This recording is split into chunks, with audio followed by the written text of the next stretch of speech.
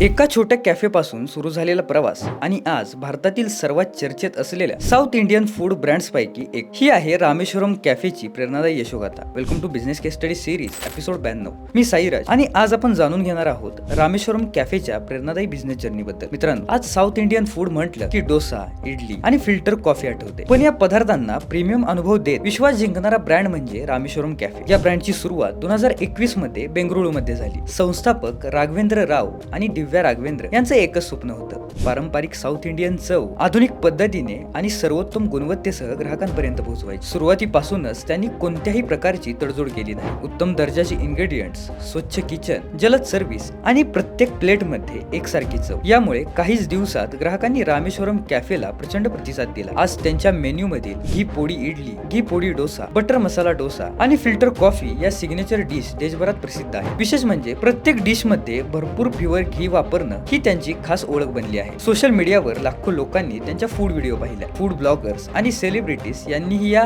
ब्रँडचं भरभरून कौतुक केलं आणि पाहता पाहता रामेश्वरम कॅफे देशभरातील सर्वात व्हायरल फूड ब्रँड्स पैकी एक बनला. आज बेंगळुरू पासून सुरुवात झालेला हा ब्रँड हैदराबाद, चेन्नई, पुणे आणि इतर मोठ्या शहरांमध्ये विस्तार करत आहे. त्यांचं एकच ध्येय आहे, भारतीय साऊथ इंडियन फूडला जागतिक स्तरावर प्रीमियम ब्रँड म्हणून ओळख मिळवून देणं. मित्रांनो, व्यवसाय यशस्वी होण्यासाठी नवीन पदार्थ बनवणं आवश्यक नसतं. सामान्य पदार्थही असामान्य क्वालिटी, कन्सिस्टन्सी आणि कस्टमर एक्सपिरियन्सने दिले तर तोच ब्रँड बनतो. आणि हाच विश्वास कमवत रामेश्वरम कॅफे आज भारतातील सर्वात वेगाने वाढणारा फूड ब्रँड पैकी एक बनला आहे. तर तुम्हाला ही स्टोरी कशी वाटली आम्हाला कॉमेंट मध्ये सांगा आणि बिझनेस वालाला फॉलो आणि सबस्क्राईब करायला विसरू नका. धन्यवाद.